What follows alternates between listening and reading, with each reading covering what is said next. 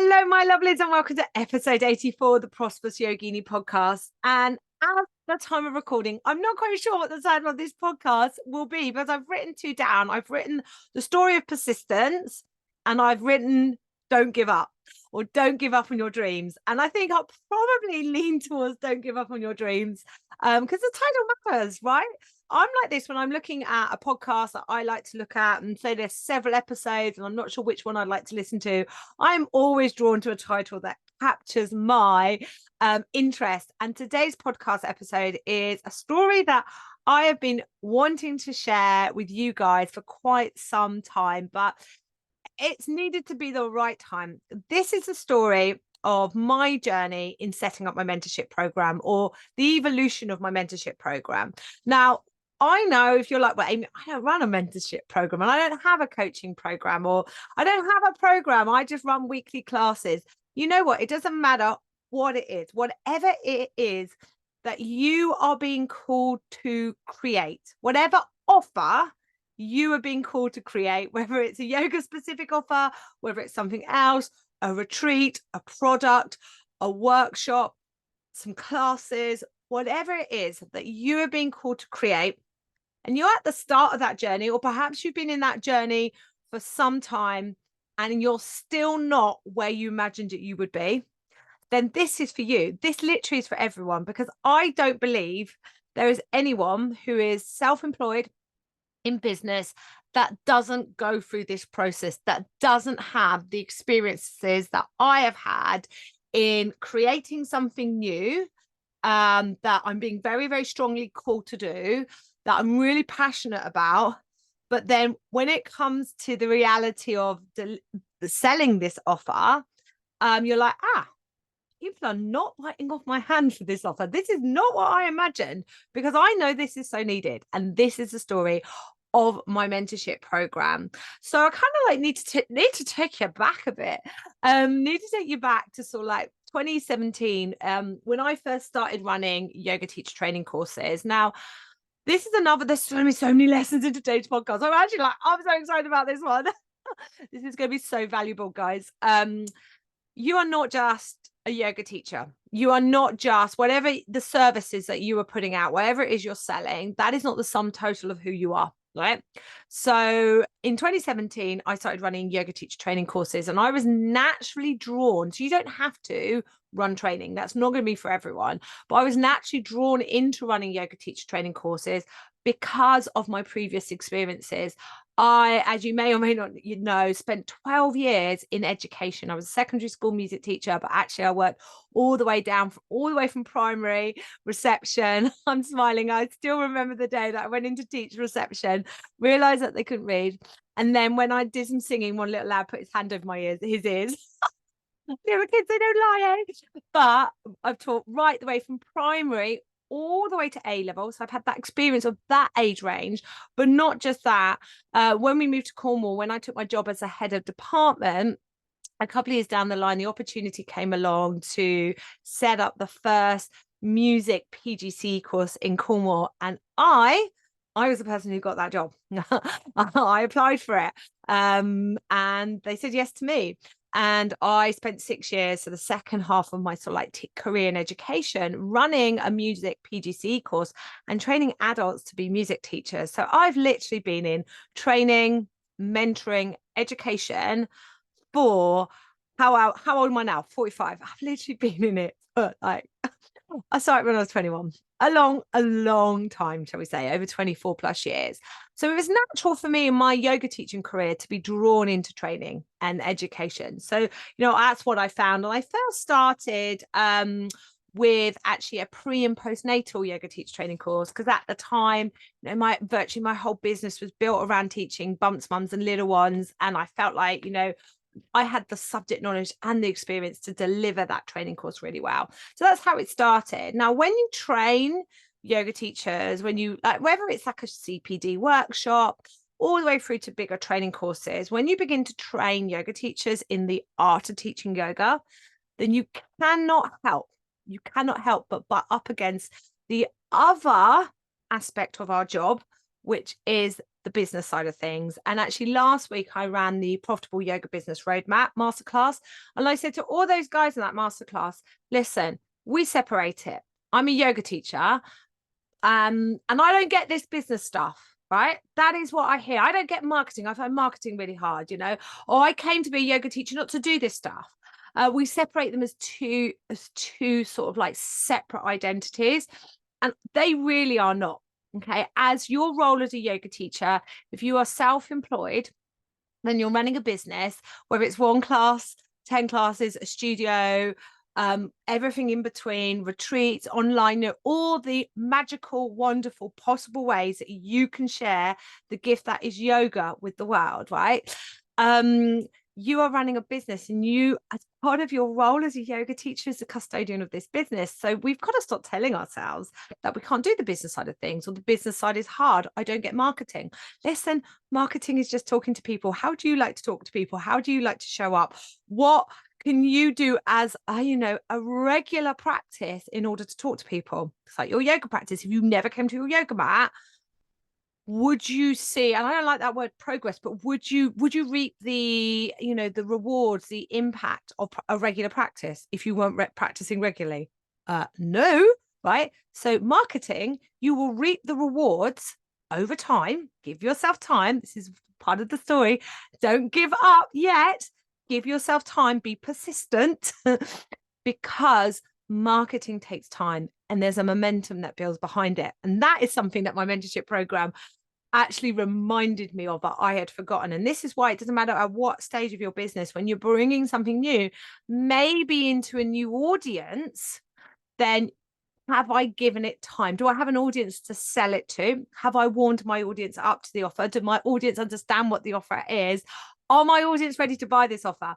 And I knew this stuff, but we need to be constantly reminded of this. It doesn't matter what stage of business we're at. It doesn't matter what we're developing, what we're introducing.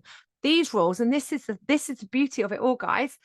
There isn't some secret sauce. It isn't a case that some people are lucky, some people aren't. It isn't the case that some people get it and some people don't. These are the rules, then the rules, as I say to the kids, then the rules. This applies to all of us. We all need to take time, persistent, consistent action in direction of the dreams, in the vibration of, I know this is needed. I know this is what I want to do. I know this is what I'm meant to do. I know this is what lights me up and what I'm being called to do. If that is the constant message, then don't give up. Please don't give up. So I started running training in 2017, and I started alongside that training. As part of the training, the business side of stuff came up, and I covered it, relatively well. I mean, the challenge you have with yoga teacher training courses, I'll take my foundation teacher training course. There's so much to initially learn on the teaching front. We do absolutely cover the business side of things, but I'm going to go out there and say it's not enough. Even in my foundation teacher training course, I don't think foundation teacher training courses are actually the place to learn about the business. It's a place to, all foundation teacher training courses should support their trainees to get started, to get started with teaching, and that means get started running a yoga business. They should know those basic steps that they can take after they finish training, and all my trainees do. Be the whole business side of things, mentoring, this is another message I have for today. Mentoring should be industry standard. It should just be a given, an accepted part of being a yoga teacher, that this is something else I need to practice. And I'm going to change that. This is something, not needs, I should do, none of these needs and shoulds. That this is part of my practice of being a yoga teacher, that I invest in mentoring, I invest in further support in the teaching and business side of things, because the foundation teacher training course is literally the start of that. Okay, so I'm running training courses. They're growing. I did pre and postnatal one, toddler one, foundation teacher training course. And then we know what happens, don't we? COVID 2020, COVID hits April 2020. And as you know, I had a huge, like so many of us, a huge shift in what I was doing, because I had to.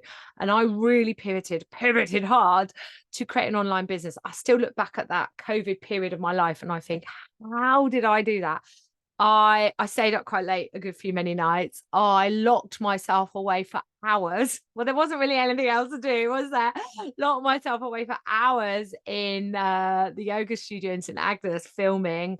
I learned I learned a lot in a very short period of time. I cried a lot about technology, and my gorgeous husband was immensely supportive in helping me set it all up. But oh my God, I look back now and think, wow, it's amazing what we can do when we set our mind to it, when that fire is lit in our belly. Anyway, the other thing that happened is obviously those that I've trained and other yoga teachers in my world can see that I'm not rolling over going, okay, I'll see you all in 12 weeks. They can see that I'm pivoting. They can see that actually my business is growing, my business is changing, and they're coming to me individually and saying, can I have some support? So I started to like this it's very casual one-to-one mentoring. Like I wasn't advertising it per se, but people were coming to me. Now I want you to notice there's so many nuggets in this one. People were coming to me. I weren't advertising it. People were coming to me and asking for this service.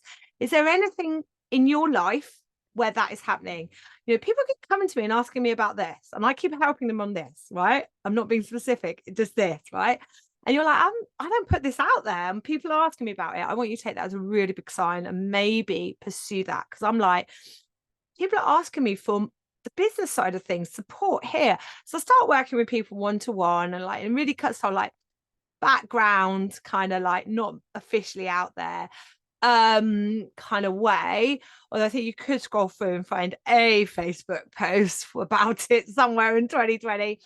But I quickly found out that everyone had the same problem, that they were wonderful teachers. They had more than enough experience to be doing what they were doing to meet the needs of their tribe.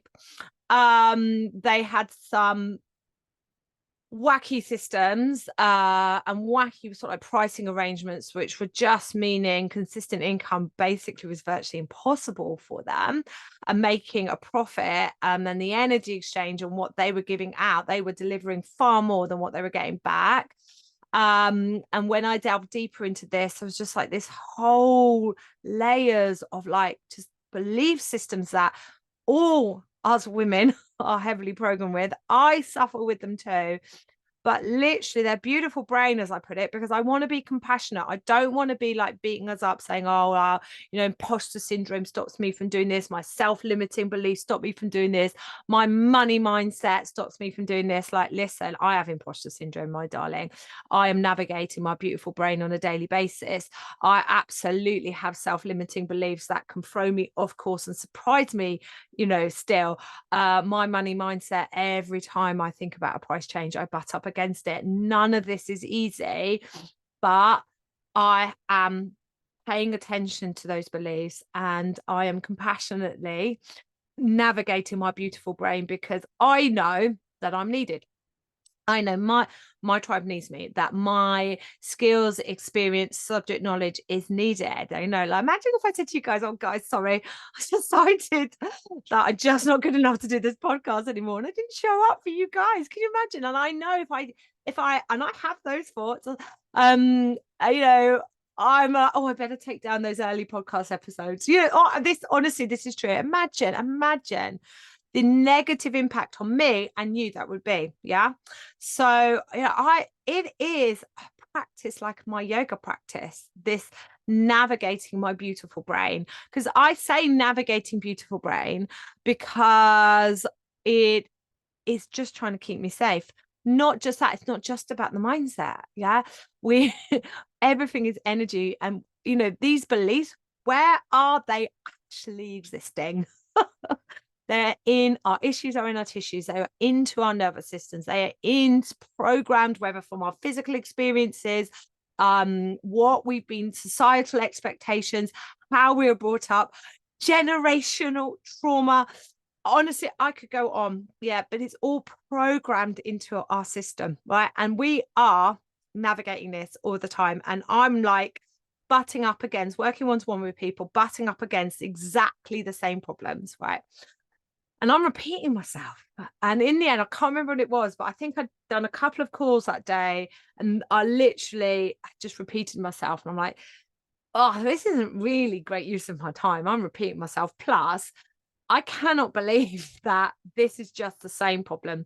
These wonderful women with these wonderful gifts completely held back from sharing their gifts with the world and making money because of their belief systems, and beating themselves up about it, and feeling like they're not good enough, and feeling like it's not for them, and all of this stuff. And I'm like, whoa, I kind of like am done of just working on a small scale with this and one-to-one, and I'm actually repeating myself ain't a great use of time. So I was like, I know what I'm going to do. And actually the podcast came around. I think you may have heard this story. The podcast came around because I was telling my friend who's got a product-based business, very big product-based business. And I was telling to her, like, I'm saying, look, I'm going to expand out into a group mentorship program. This is what's happening when I'm working with people one-to-one, and I want to help more people. And I sort of like, I did have an awareness that I needed to build an audience, bigger audience of yoga teachers, and talk about mentoring and how I can help you and build those relationships. And I was like, I was talking to her about like the marketing side of stuff, talking to people, building relationships, telling you who I am, what I do, and how I can help you. That's just marketing, my darling.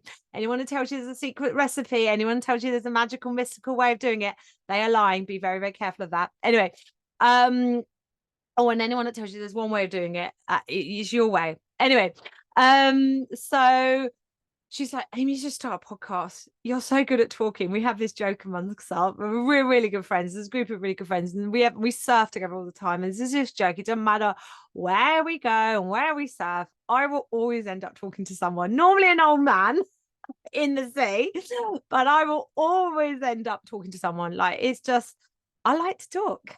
Can you tell? And she's like, you've got to start a podcast. And I was like, yes, I do. I really need, and I want this podcast to be a way that people can access on that free level as well. Like, I'm that driven to help women do what lights them up, share their gifts with the world, and make money. I am that driven, and that drive, that fire in my belly, honestly, it is like, I am like burning up right now. It's gone beyond just helping yoga teachers. But I might touch on that today. I want to stick with the story.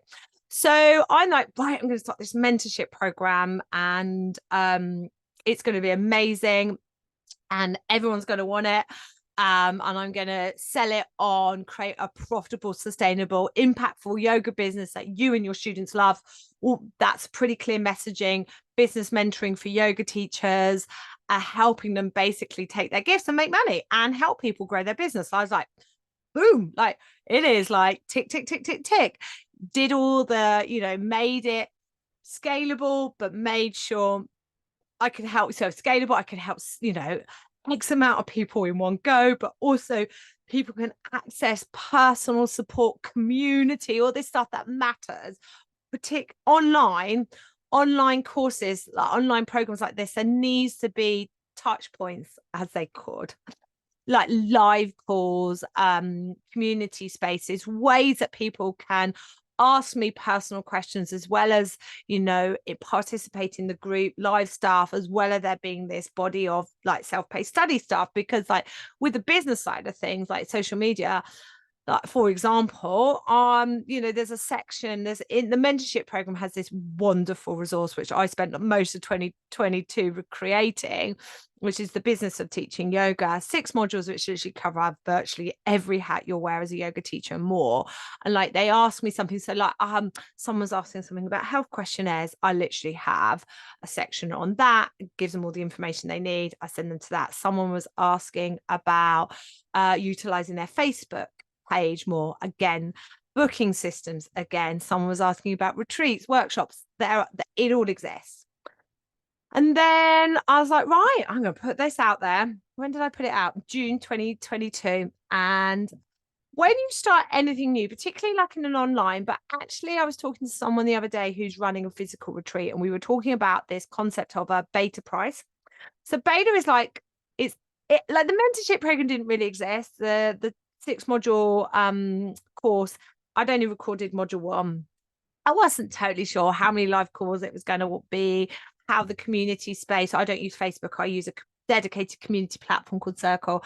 I wasn't totally sure how what I imagined was going to work would land, So, when you're doing something for the first time, you've got to like test it out, right? You've got to go and think, right, because you get yourself stuck in decision paralysis, waiting for perfection. It's got to be absolutely right. I know it's got to work before I've got to do it. Absolutely no way. Do not operate like this. Put something together that you have a feeling based from your experiences so far that will work, will land. And then you're like, okay, this is my beta, this is my test. And you go to your audience of people and say, I've got this new thing. I'm starting this new thing. I'd like to invite you in at this one-off, very, low price, on the grounds that you're aware that I'm building it as we go and I'm testing it out and things might change. And there's the exchange there. They get this amazing opportunity to come in and work with you at this much lower price, but you're also sort of like using them because you need physical people into your courses, into your online stuff to know it's working. You need physical people attending your retreat to know if, the format of your retreat actually works for people. So it's much better to just have this low price. First time I'm doing it, look, come on the grounds that I've not fully tweaked everything out yet. Things may adapt, things may shift. I'm going to be bouncing off your feedback, your experience.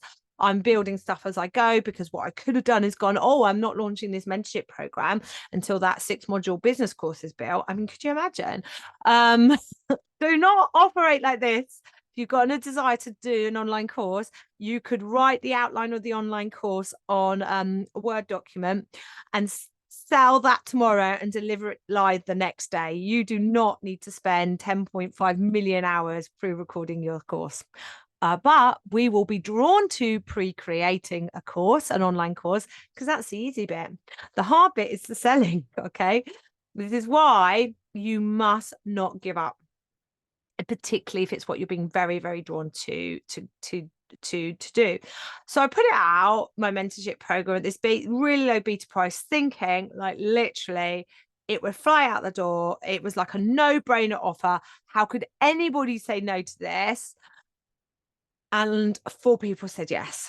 4 people said yes. And they happened to be the 4 that were coming to the end of my foundation teacher training course. So I'd been working really closely with that group of people, and 4 of them wanted to carry on working with me in the mentorship program. And I will be forever grateful to those 4 people that said yes, because they were vital. They were vital in sort of like formulating how the mentorship program looks today. So I'll give you an example. I never intended there to be a monthly teaching clinic. And when they launched the mentorship program, I was like, business, business, business. And we had 2 coaching calls a month. And they were like, but they were asking questions. Obviously, they just trained, but they were asking questions about teaching. And one of them just said, it would be really great if we could just have like a call where it was like a teaching clinic. And I was like, there's a focus and, you do a class. And I'm like, actually, that's really valuable, because it doesn't matter how long you've been teaching. We can always get new ideas from other teachers, look at common things that come up. So what have we done as teaching clinics? We've looked at teaching inversions, teaching arm balances, adapting for people with joint issues. I've looked at Trikonasana and like why it's considered dangerous, shoulder stand, why it's considered dangerous. We've done yin yoga, navigating silence. We've done restorative yoga, using restorative practices to clear our energy as yoga teachers. Feeling the bones, how I like to cue the bones, fascia I've covered. It's much easier for me to tell you what's coming up in terms of the mentorship program this month in January the 28th. So if you come into the mentorship program, a bit more on that in a bit. Sunday the 28th of January, Finny is coming in to do human design. Then next month in February, it's already sorted based on some questions that come up for those teachers in the mentorship program. I am doing teaching methodology to protect your body. So one common thing, particularly when we first start teaching, is teachers do a lot of teaching and doing. And I'm like, listen, physically, if you want to teach X amount of classes, you can't physically be doing these classes, particularly if they're stronger Ashtanga Vinyasa style classes. You need to be verbally structuring. You need to have your eyes on the prize. There are certain times where we may be moving and verbally instructing with our teacher, with our students. There may be like beginners, pregnant women, postnatal women. That can be more necessary. But it's not your practice. You're not thinking about your body. It's a fast track to injury and burnout. That we need to be verbally instructing, building up confidence around verbally instructing, demonstrating, then inviting our students to do it. So I feel like when we're yoga teaching, there's like I call them the three ways of teaching and doing, teaching and watching, demonstrating, then doing. So you demonstrate, or you the student to demonstrate, and then you verbally instruct students through. And you should be able to move between all of those styles at any time. And the factors why you would be choosing to move through those styles and do it in a particular way will vary immensely from perhaps I'm feeling knackered, I'm on my period, this is a strong class, I haven't got the energy to physically do much today, but I absolutely can be the teacher guiding my students through that class. So that's coming up in February. And then there are so many people in the mentorship program right now that are starting chair yoga. It seems to be exploding. So I've got someone coming in March. So we have visiting teachers to run a chair yoga session. That is what happens in the mentorship program. But that idea of a teaching clinic came from that student, that teacher giving me that idea in the beta. So I had these 4 people open the door, 4 people came in. I'm always a little bit like, this is not as popular as I thought it was going to be. Okay, but what I focus on expands. Super grateful for those 4 people. Let's go. So for like 2022, I wasn't sure whether it was going to be like what we call evergreen, doors always open, people can come in at any time, or whether I was going to have like open and cart, so cohort entry. I tried a bit of both. I tried several price points. And by the end of 2022, how many people did I still have in my mentorship program? 4. No one else. I'd been doing the podcast since June 2022 as well. No one else. Just these 4 people came in. And I'd been now selling, talking, promoting, refining, sharing the successes. This is another reason why you want people to come into your stuff, because then you get testimonials, you get social proof. I was like, oh, this isn't needed. And I was a bit devastated. I won't lie, because I was like, I know this is needed. I've seen that it's needed. I'm just like, I obviously am not communicating what it is. Or, I'm just selling it to people that don't want it. Like, and I had at the same time, definition of madness doing the same thing and expecting a different result. And as much as I persuade you guys to invest in me as your mentor, or somebody as your mentor, if it's not me, I don't mind, just somebody, right? Then I'm the same. I do not believe I should be running my business by myself. So I had actually invested with a business coach, and I've been working with her actually since May 2022, and she was helping me with all of this. Of course, some funding came along, and with the help of my business mentor and this funding, I decided that really probably what the problem was, that my audience of yoga teachers, because prior to sort of like this mentorship program, yes, I'd been running training, but I'd also been running classes, and a lot of people currently in my audience, in my world, weren't yoga teachers. So it's like, I'm not selling this program to like that many people. So before I give up and say it's not needed, maybe I should take a bit of time and grow my audience. And absolutely organic endeavors. So my endeavors in terms of free events, my podcast, growing my mailing list, showing up on social media. I was doing all of that. And sometimes, the opportunity comes along to use Facebook ads to do the heavy lifting, as I call it. It's not going to replace your organic efforts. It never should. You should never get yourself in a place where you're reliant on Facebook ads to audience build and sell things. But I use the funding to start bringing Facebook ads into my business and actually properly launching. And what I mean by that, and I can't remember what episode it is, but there is an episode where I talk about my launch event, my first launch event, which basically was this time last year. I did Profitable Yoga Business Roadmap. I did that as a free launch event. And then I ran Facebook ads 2 weeks before that to invite people to sign up to it. I ended up, I think, with about 170 people who'd signed up to it. I do the free thing, and then I open the cart to my mentorship program and invite people in. Now, at that point, this time last year, I was literally like, I'm going to do this. And after this, if I don't sell the mentorship program, that's it. I'm going to close it down. I'm going to take that pre-recorded course that I've got and just sell that as a self-paced study course. Because there comes a point where you're like, okay, I can't do this anymore. Anyway, that wasn't the story. As you know, I think about 10 people came into the mentorship program and literally, boom, I was off.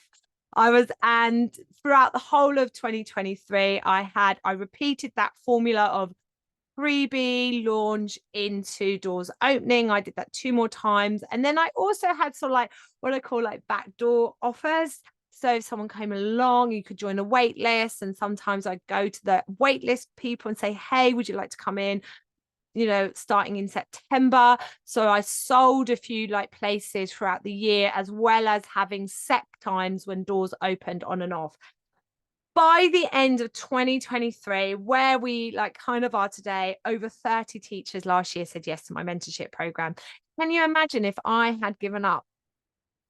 And they would be 30 teachers where I've written down like I am changing lives. It is that, because a mentorship program doesn't just, it's not just about the business side of things. The stuff we work on ripples into all areas of their lives. And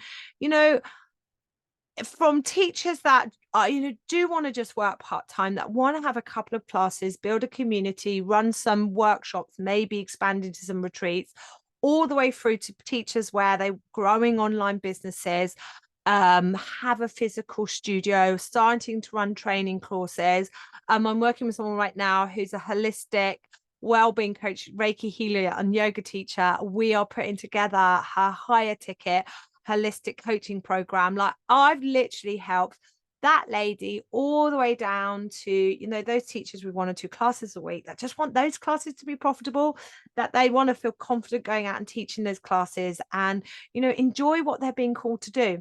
And it literally lights me up. It literally lights me up. The other week there was a teacher who, when she joined, she had a physical holiday rental business. And she just trained as a yoga teacher, and she's like, I want to run retreats.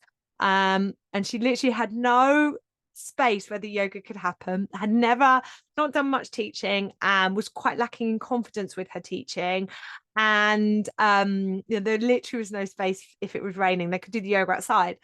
We are fast forward 6 months down the line. She's created a space, because I was like, there needs to be a space with cover. She's created this beautiful yoga turnip, as we call it. And Maria, I'm going to get her on for a podcast interview because she's nailed how to start retreats. But in the future, beautiful space where she's running classes. She's subletting this space out to other teachers, and she's just run her first retreat. And honestly, to see that, it lights me up. And to think that I was going to stop and where I am today, like 12 months after that first launch using Facebook ads and doing it for free, I decided, like, I like to do things different. I like to play, I like to experiment. And I also was starting with the free stuff. I'm not going to stop doing some free stuff, because I do want, I really do want to help everyone at every price point. And offering something for free, if you're aligned, if you're behind it, is a great way to market yourself, to build your audience. But I was getting a little bit, I think, maybe tired of so much free stuff. But that feeling in me is like, I'm not going to turn up. So the Profitable Yoga Business Roadmap Masterclass this year has been a paid event. There has been less people coming into it, but I've really showed up for those people that have come in. The doors to my mentorship program don't officially open until the 22nd of January. I've had 2 people already come to me and say, Amy, I want to join. And they've joined. Yeah. I mean, I've just like to wrap my head around this time last year. I felt I was going out to everyone saying, hey, do you want this? Do you want this? Come on in. And this time, 12 months down the line, I've got people coming to me saying, how do I join? How do I join? Not only that, I had 3 people join through like the backdoor means at the start of January. So I've effectively, the doors aren't even officially open and I've welcomed 5 people in. Okay. That is the difference of 12 months. That is the difference of not giving up on my dreams, knowing that it's needed, persistent, consistent action in the direction of your dreams. Literally, you could give up tomorrow and you don't know what's around the corner. I mean, when do I give up? When do I stop? Is like a whole nother topic for a podcast. But if you're like, this is what I'm being called to do, I know this is needed, I just need to give it some time. And like, I know those feelings when you're super passionate about something and you put it out there and it's literally tumbleweed and you feel like you're shouting into the void. So I hope this story today, guys, gives you some inspiration wherever you are to just keep going if that's what's calling you. And I've never ever had so much fire in my belly about continuing to support female yoga teachers in my mentorship program. But just like a side story, I've had, again, last 6-8 months, non-yoga teachers, coming to me just saying, Amy, can you help me with this? Amy, can you help me with that? And I've learned to listen to that. So there are rumblings for like there's a calling in me right now that says, how can I help beyond the scope? How can I keep doing what I'm doing? Because I just love this. But I'm being called to help people more. I know you guys to this podcast aren't just yoga teachers. So I actually don't have an answer. I have a few ideas. There's check me out on social media next week. I'm doing something very exciting to help me on the start of that journey. But I've learned so much from this journey to know that things come when they are ready, that we're all on our path, that we all have to be patient.